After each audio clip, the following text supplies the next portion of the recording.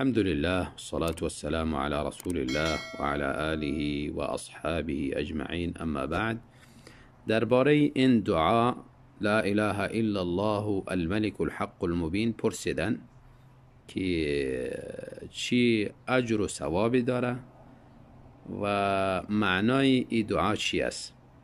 اولا این دعا از رسول الله صلی الله علیه وسلم ثبوت نداره. حدیثی که در این باره نقل شده، بعضی کتابای جرح و تعدیل و کتابای تاریخ ذکر کردن، یا بعضی کتابای فضائل از جمله حلیه ابو نعیم و تاریخی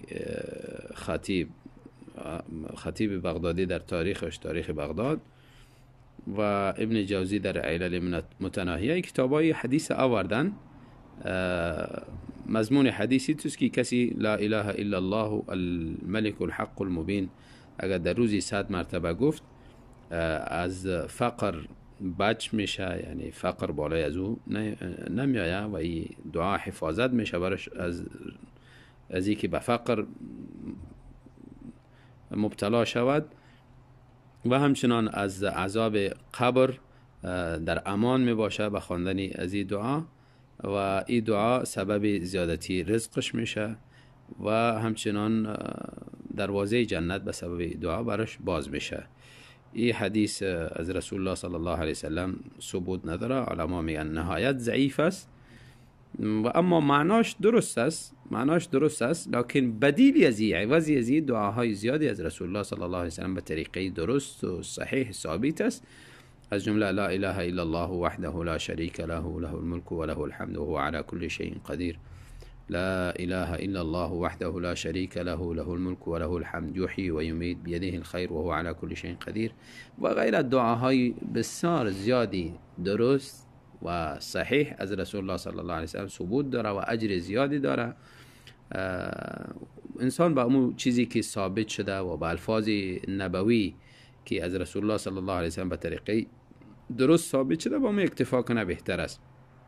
معنای این دعا این است که لا اله الا الله لا اله الا الله الملك الحق المبین، لا اله نیست هیچ معبودی بر حق مگر الله، یعنی الله معبودی بر حق است، بجز از او کسی دیگری معبودی بر حق نیست، مستحق عبادت نیست.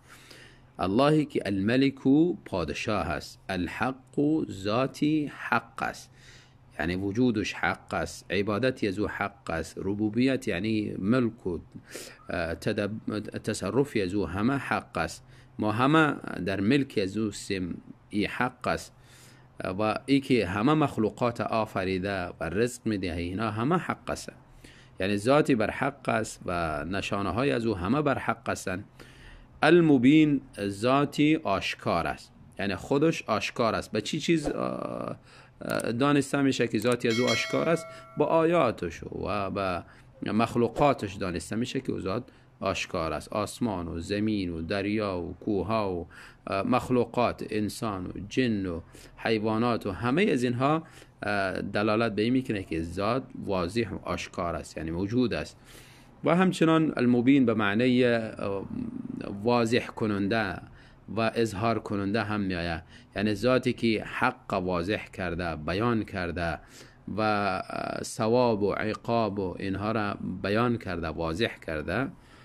پس این دعا در معنا کدام اشکالی نداره، اما دعا ثبوت نداره، پس بدیلی از این انسان دعایی که ثبوت داره او را بخواند.